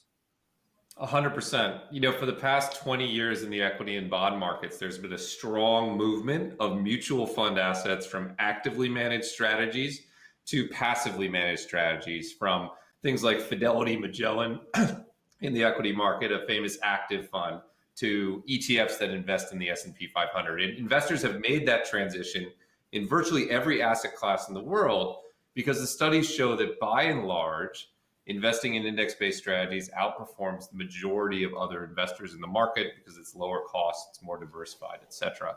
In the crypto market, the same thing is true. They're going to be investors who make their own decisions and buy individual assets. They're going to be investors who invest through active fund managers who pick and choose different crypto assets based on which they think will do the best. And then they're going to be investors who just want to make a bet on crypto, who don't have an opinion about the relative success of Bitcoin or ETH in the future, who don't know whether proof of stake or proof of work is going to be more important, who can't evaluate whether DeFi or Web3 is going to be the hot new sector or NFT infrastructure. They just want to make a bet that crypto and public blockchains are going to be more important in the future than they are today. And if they make that bet, it's the rules that Sharon and Natai and us at Bitwise that are building to build indexes that capture the space that will allow there to be funds that express that bet. So instead of trying to pick and choose different assets and reweighting them yourselves every month and managing through hard forks, you can invest in an index that captures the crypto market. And then maybe you'll add on active bets on the side. But this has become the dominant way that investors invest in equities, in bonds, even in commodities, and then they may fiddle around the edges. And I think there's a strong argument to be made that at least some investors will be well served in crypto by index-based strategies as well. So here, okay, now here's another question. All of you and all your companies have indexes. How is any investor supposed to know which is the one that they should be following, which is the best? How do you stand out from your competition, even if it's friendly competition? And we're friends here, but how do you manage that?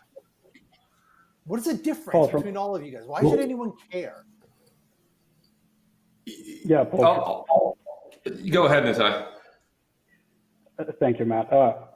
from our perspective, right, TradeBlock/CoinDesk has just worked from, it's really been a process of reverse inquiry, right? Just working with institutional types for a number of years and understanding where their appetite is, right?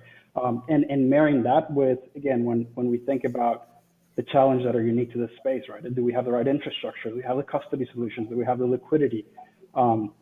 When you figure out all those pieces of the puzzle, you start thinking about the sectors that could end up being attractive to investors. And then at least, TradeBlock, CoinDesk, we go out and build those products, right? I would say the beauty of it is that since we had we kind of figure out just the pricing aspect of it, which is critical, right? Because in order to go and represent with an index any given sector of the market, you will always need to have that very reliable pricing, right? So for us, it was important to get that as a first step, and those price indexes serve as the building blocks for us to build other products, other indexes that are specifically targeting certain markets or parts of it. I'll jump in next. And Paul, as you said, S&P, Dow Jones Indices, is really the granddaddy of indexing. We've been building indices for over 100 years.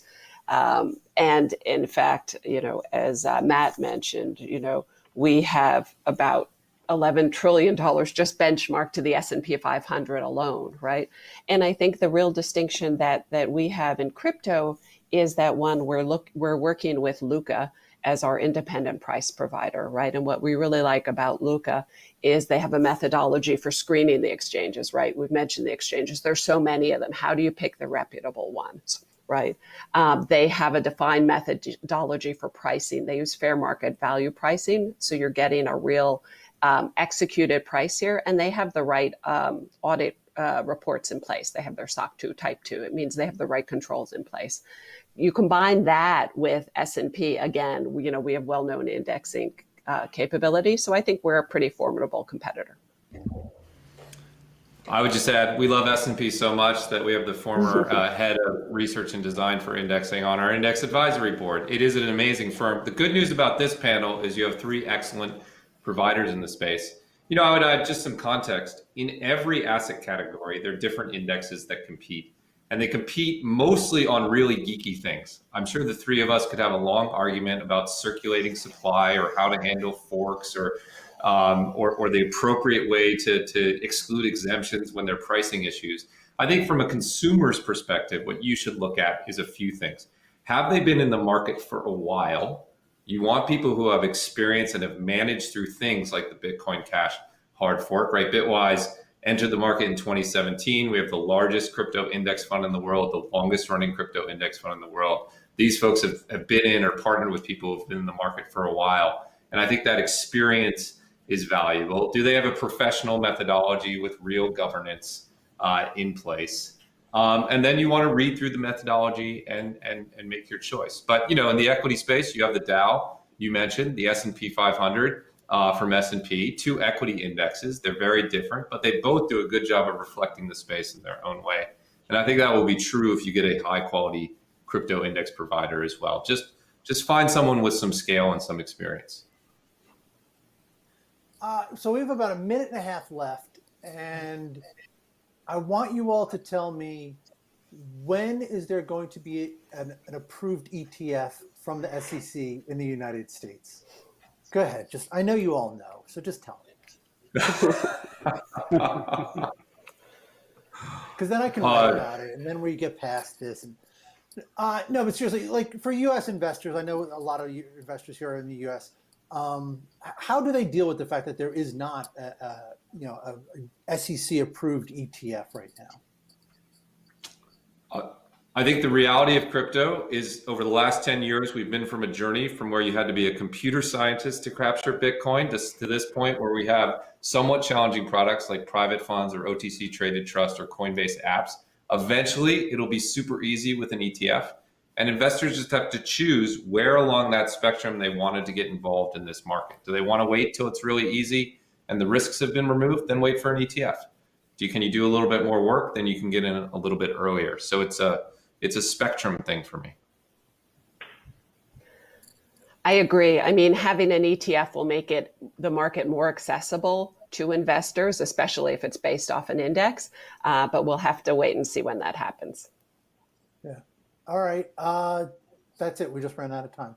So Matt, Sharon, Natai, thank you very much. Everyone, thank you for listening in wherever you are. Hopefully next year we can do this actually in New York City and we can all get to see each other again. Thanks a lot, everybody. Thanks, everyone. Thanks, Paul. Thank you. Okay. That was great. Tom Lee just tweeted thank you, this. Paul. Thank you, Matt. Thank you, Sharon. And thank you, Natai. So, Dominic, what'd you think? I thought it was awesome. I think it's great to learn more about the construction of an index, right?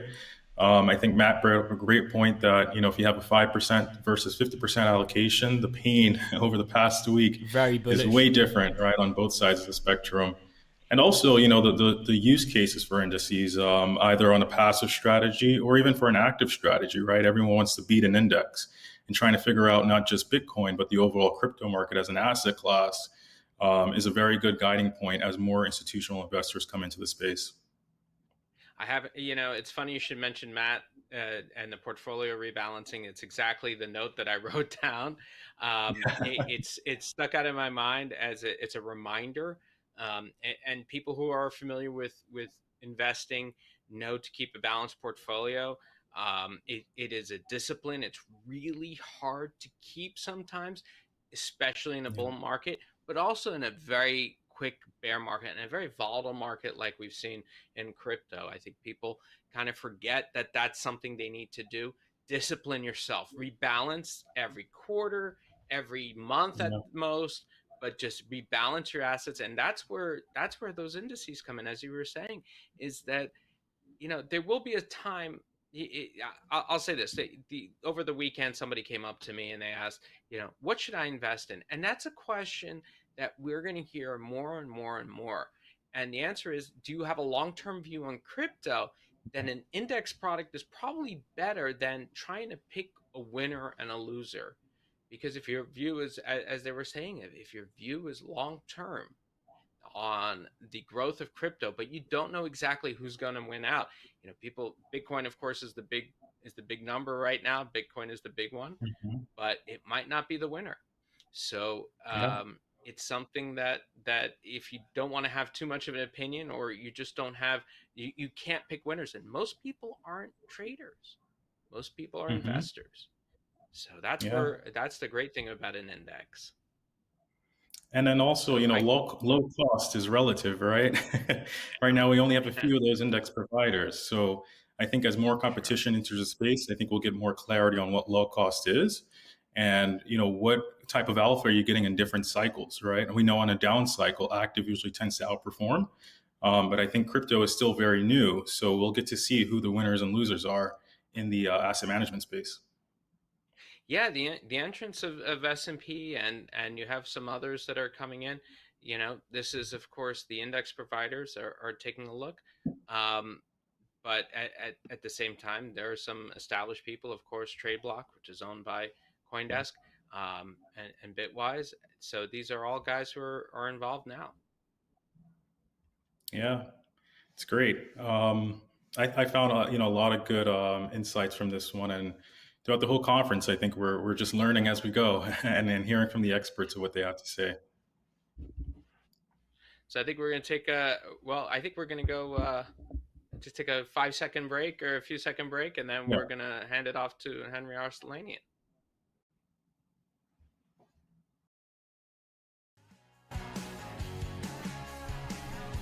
Seems to be their favorite music. Okay, so we are going straight into this next one, which is called Headfirst Dive Inside the latest PwC Elwood Eimer Crypto Hedge Fund report. And that one looks like it's only going to be 10 minutes, so hopefully he keeps it short and sweet.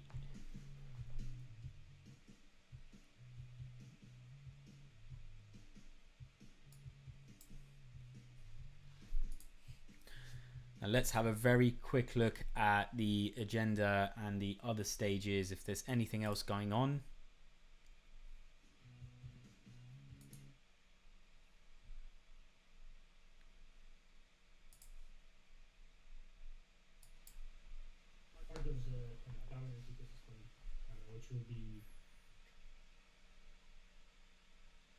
Okay, this is a near protocol one that we missed. Features and things that's going to be launching. At the same time, like the thing we mentioned around states and so I'm going to skip this one just to make sure that we don't miss the other one.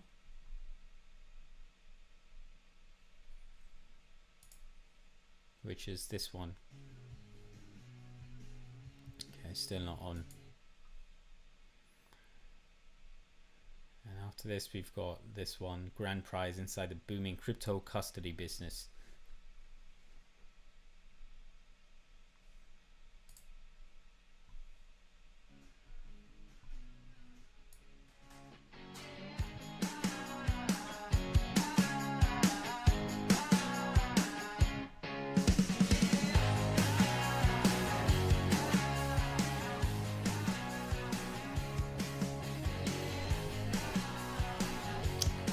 See what ETH is doing.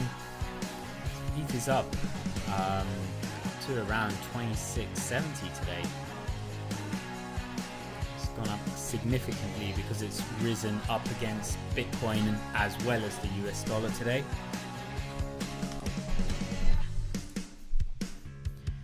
As you can see, ETH has gone from a bottom of 0.055, quite a round number, up to about 0.068 today. Quite a massive rise, especially against the dollar. Okay, looks like they're starting now. Welcome back, everyone, to the Crypto Asset Management Track at Consensus. I'm Lawrence Lewis, and here's Dominic Dantes. We're now about to have a guest who's an absolute favorite. He's been an absolute favorite of ours on First Mover, Henry Arcelanian at PwC. And they've done this. It seems like they've done a survey, Dominic. It's with Elwood Crypto Hedge Fund. It's a crypto hedge fund survey.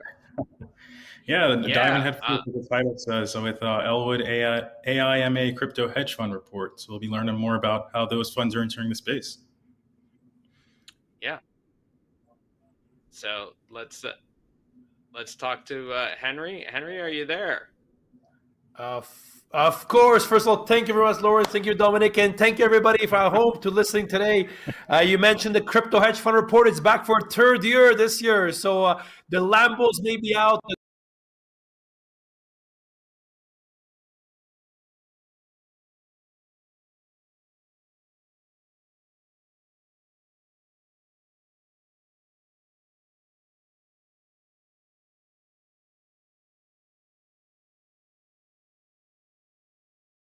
You know, how many are there? What's the total AUM?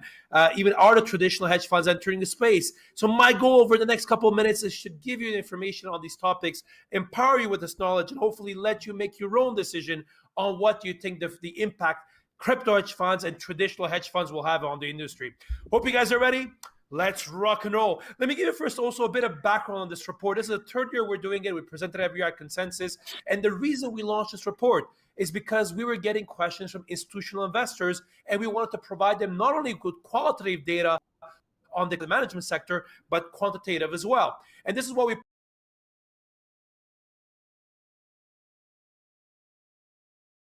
AMA, the global hedge fund, traditional hedge fund industry association. And actually we brought them together to be able to present this report. One thing, and what we did is actually we surveyed over 100 crypto hedge funds.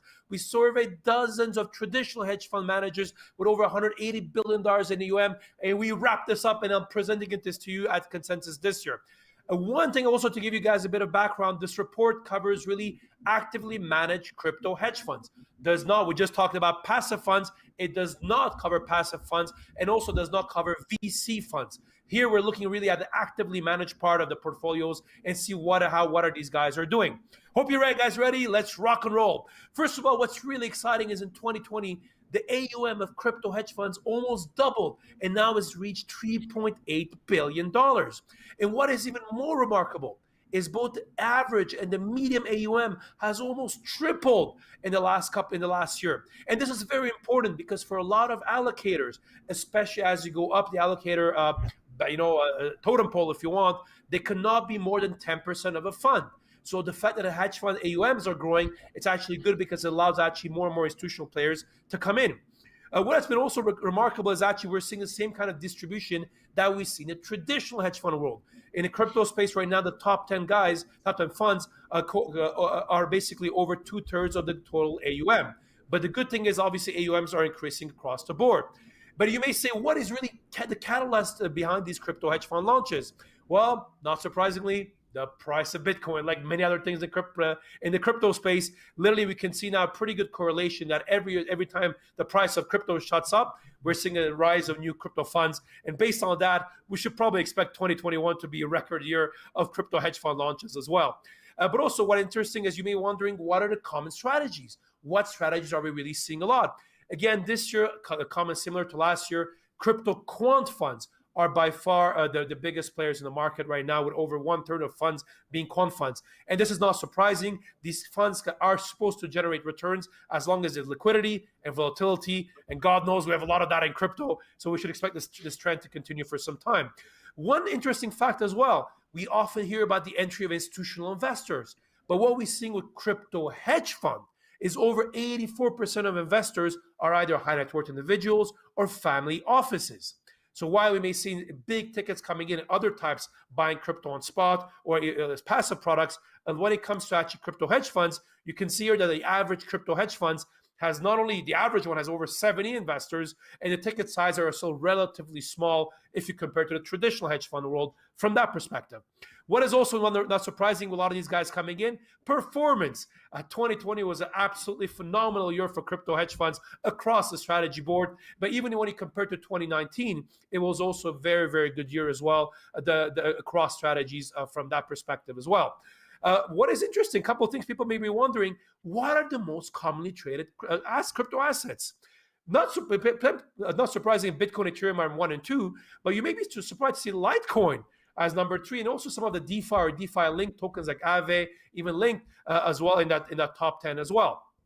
Also on DeFi, you may be wondering, are these crypto hedge funds using DeFi platforms? There absolutely are. 1/3 of them are actually using DeFi exchanges. So very interesting from that perspective. And of course, many of them are involved in staking, lending, borrowing. And surprisingly, the majority of them are also using derivatives, which obviously brings a lot of considerations of how you're doing counterparty risk management. And many of them are also doing short selling, which obviously you need to have pretty good risk frameworks internally, which obviously brings up the question. We asked the crypto hedge funds following the market crash, did you actually change your risk management policy? And the vast majority was no. But all this being said, it was actually that the average fee today for crypto hedge funds remains way higher than that of the traditional hedge fund world at 2.3 and 22.5, which is significantly higher than when you see traditional space. However, because it's in many cases very similar. The majority of the hedge funds right now are domiciled in Cayman Islands, the typical master feeder, one-legged master feeder, and the majority of the managers are still in the US, and in the UK, and in Hong Kong, very similar to what we have in a traditional space. Some fun facts here, actually. We're seeing obviously increased crypto experience in many of the crypto hedge funds, but probably the most interesting fact is we're seeing the cumulative years of investment management experience. Even though the average team size has stayed the same in the last 3 years within this report, now the average team is about the 2.5 times more experienced than it was in the early days. Which brings me to the topic of traditional hedge funds, which is obviously who are these traditional hedge funds we surveyed. So these are really AIMA members of the traditional hedge funds you hear about. And in the survey, the majority of them had over $1 billion of AUM. Obviously, these hedge funds that we surveyed, the traditional hedge funds, majority were equity long short, although some of them were macro, and of course, we had some multi-strats as well. What's been super interesting in the survey was that when we asked them, 21%, 1/5, have already invested in crypto. Yes, their average ticket size is less than 2%, but what's been remarkable from these 21% who have invested is that 86% are intending to deploy more capital this year.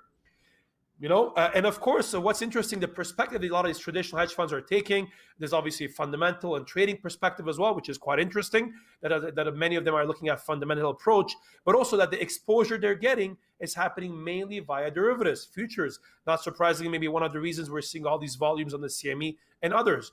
But also, what are the big challenges? This is one question we're very curious to hear from the traditional hedge funds, and not perhaps surprisingly, it's client reaction, reputational risk. as the main challenge that we're now entering the crypto space, and it's followed by regulatory uncertainty. And when we look at we asked them the broader questions of the obstacles they're having. Again, a lot of them was regulatory uncertainty, and perhaps surprisingly, again, the reaction, how are their clients going to react? But again, for those of you, especially, we had a big panel on custody. When we asked this $180 billion of AUM of hedge funds, what is the biggest need of infrastructure improvement? The answer, custody. Yeah, it may come to surprising to many folks in the crypto industry, but this is why we need SOC 1, SOC 2, big for audits for a lot of these custodians in the fund administration area as well, for people to be more comfortable. And of course, I cannot end a panel, a presentation on crypto hedge funds without the price predictions. We actually asked our crypto hedge funds this year, what is the prediction of the price of Bitcoin on December 31st? Do you want to know what their answer was? Here we go. The majority had a price prediction between $50,000 and $100,000. Yes, we had some of the outliers with the bull market scenarios over $200,000. But again, that was very interesting also to see that the majority as well had a price target between 2 to 5 trillion of market cap. Let's see. We still have a while to go before we hit December, but hopefully this was actually quite a good survey to see what the real experts, Lawrence was talking about the guys who are actually managing the money. So this is a great example of what that perspective on the market is. So this is the quick summary, guys. For those of you interested, if you want to get a copy of the report, you can find a copy of it. I just put it on Twitter. You can find the report. I put it on LinkedIn as well, the entire report, and you can find it on a PwC Global Crypto Report. Again, you can find it on my LinkedIn. We have all the links there. This is a report we're going to publish now on a yearly basis. Always we share it on the first day of consensus. And we, as you guys can see, we came a long way from the first year that we did this in 2018. And I think it's going to be very, very interesting to see what happens as we move forward, especially as we're seeing the big trends of the entry of institutional players, some of the big asset managers coming in, and also as we're having increased levels of regulatory clarity, tax clarity, in the industry becoming more institutionalized. It's going to be very, very interesting to see what's happening on that front. That's all for me today. I'll see you guys all on Wednesday again to talk about CBDCs. And Lawrence and Dominic, I'll pass it back to you. Thank you, Henry. I'm glad I didn't have that second shot of espresso. That was the most energetic presentation I've seen so far at Consensus. That was fantastic. What did you think, Dominic? I thought it was great. Always a good overview of what's going on in the hedge fund space. I found it interesting that over a third, or about a third, were quant funds, and mostly accessing the crypto markets via derivatives. And we're seeing that in the CME data, right? And open interest and volumes. I think that's brought in a lot of these big players. Yeah, the other thing too is that it's only, even though it's growing in terms of assets under management, a couple of billion just isn't that much. It's still the early days. I mean, this is just the beginning in many respects. I mean, if you have a long-term view of crypto being this bigger asset class, the fact that there are only 2 billion or so in hedge fund assets under management that they were surveying says that there's a lot more to happen in the coming years, and obviously their price targets are a lot higher. And you're noticing, as he said, that it's mostly family offices and high net worth individuals. Yeah. The institutions haven't come in yet. That will change the dynamic as well. So and of course that brings us to the one thing he mentioned: custody. And that's the next topic, right? It's becoming it's called Inside the Booming Crypto Custody Business, and that's our next panel. It is something that's growing in terms of interest. I can't tell you enough. Henry also brought it up. So many people that we've interviewed on First Mover in the mornings, they also bring up custody as an important part of what's going to happen in the coming years in crypto trading and crypto ownership. Any thoughts? Yeah, I think it's they say here it's the most boring part, but it's also the most critical part, right? I think a lot of people are very interested in it, especially cross-border, right? It just opens up a big headache. But compliance folks, I'm sure, are very busy trying to figure out the answers. And I think this will be a very important discussion. Absolutely, and some big names coming into it too. And actually, we have BNY Mellon now, Zodia, Anchorage Digital. Those guys are going to be on this panel right now. Yeah. And it's going to be hosted by Galen Moore, our own research chief here. Galen knows inside and out. I have to say, I learn a lot from Galen every day. So it's great that, I know. It's like every day he and I get into these discussions, and the guy knows his data. So I'm glad he's hosting it. This is going to be a very interesting session. So how are we doing on time? I think it's about time to start. No, I think so. Take it away, Galen. Yeah, take it away, Galen.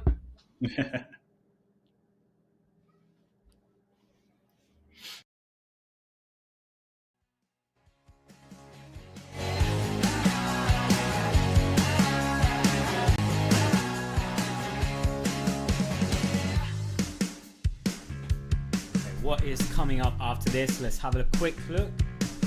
It is 10 p.m. in the UK, so that's the time you're seeing on the left-hand side here.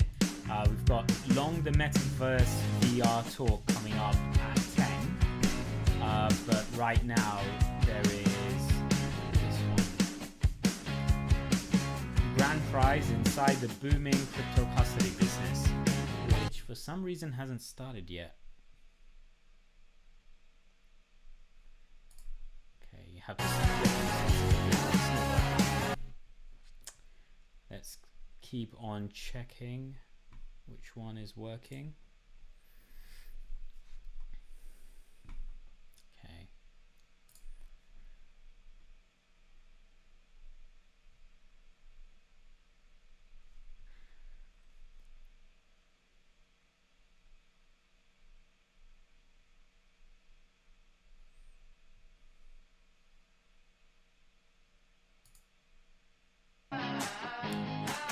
Keep this on, and in the meantime let's have a look at the price. Okay, it hasn't moved a lot. We wouldn't expect it to move every 15 minutes.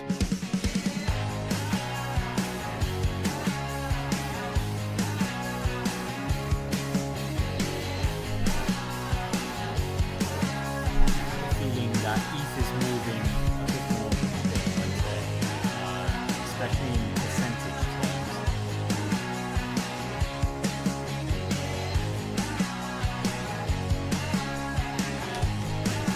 Do you think it's reverse directions, or do you think this is just a temporary bounce based on all of the FOMO coming in from consensus, all of the billionaires tweeting today, all the stuff that's coming up in the news suddenly?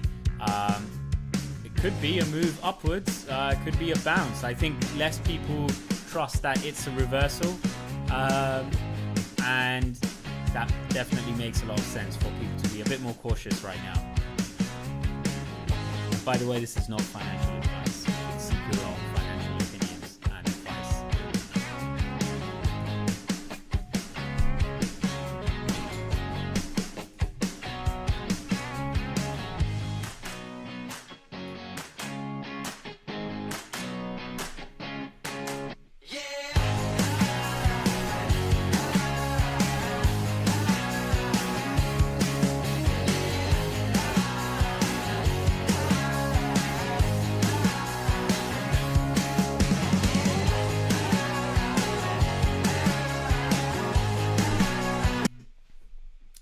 Definitely isn't starting, so I'm going to keep on trying to get in through the back door. Sort of is a limitation of having this online, isn't it? You don't know if someone's talking, it's just the recorder button hasn't been pressed for some reason. Yeah, there's definitely a break going on at the moment.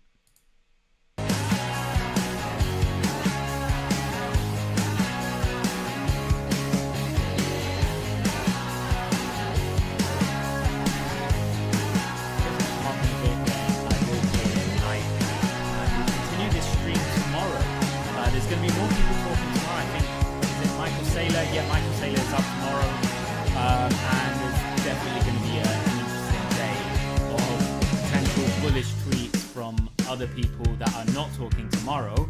Probably the people that spoke today are going to go on Twitter tomorrow.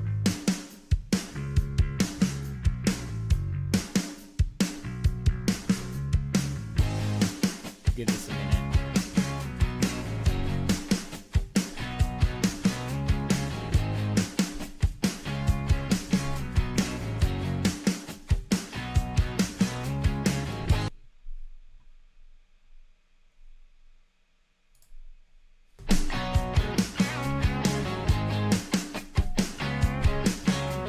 right. It definitely looks like there's some delay over there. Also, doesn't look like there's very interesting stuff coming up for the rest of today. I think most of the interesting talks are early on. Hi, we're back. These two are here. Okay, sorry for the delay. I'm Lawrence Lewitton, and he's Dominic Dantes. we're both on the markets team at CoinDesk, and we're gonna pass this on over to Galen Moore. The next panel is on custody, the custody business. You know, you have a lot of high net worth individuals coming into it now. You have a lot of institutions, and custody is a major issue. And we have some great guests now who are going to talk about what they do and some of the largest companies in the business. So, Galen, take it away. Thanks, Lawrence. Good afternoon, everybody. My name is Galen Moore. I'm the Director of Data and Indexes at CoinDesk, and the topic today is custody, which, as I would say, is not only the most interesting topic in crypto, it is the only topic in crypto. Bitcoin, as everyone here knows, is the world's first digital bearer instrument, and therefore the question of custody, how to hold on to it, is at the heart of this innovation. NFTs, smart contracts, DeFi, custody is woven into all of it. Not surprisingly, custody has been an obstacle for financial institutions and professionals looking for exposure to specific currencies. And lately, the activity of the big custodian banks has been a signal that that participation is picking up. I'm joined here today by a very knowledgeable panel on the subject: Diogo Monica from Anchorage, Max de Guillabon from Zodia, and Stephen Wager from BNY Mellon. Welcome, all of you. Thanks for joining us. Thank you for having us. I'd like to start by just giving you each a little bit of a minute to kind of introduce yourselves and what you do. So, Diogo, why don't you start out and tell us a little bit about Anchorage, please? Sounds good. My name is Diogo. I'm the co-founder and president of Anchorage Digital. Anchorage is the first federally chartered crypto bank in the United States. We were founded in 2017, and we create effectively a platform that allows for custody, but also brokerage, lending, staking, governance, all of these deep integrations with crypto. We have been in the space for a long time and have grown pretty dramatically and count with clients such as the large crypto funds in the industry, all the way to corporates like Visa. Great. Thanks, Diogo. Max, why don't you go ahead, please? Tell us a little bit about Zodia and yourself. Thank you. So, hi, everyone. So, my name is Max, spell you my last name. I've been the privilege of, running Zodia for since its inception. I've been in Standard Chartered for a very long time, around 15 years, which is where really this crypto custody project was initiated 3 years ago. Zodia is essentially a subsidiary of Standard Chartered Bank. You would have seen in the press that we've announced that Northern Trust decided to join and made an investment. I think we announced that back in December. Zodia specializes really on custody. So we really make that. We come from a custody background, traditional custody, and we've essentially applied the same principle to digital assets. We are a UK-based firm. We are in the process of registering with the FCA, the UK regulator.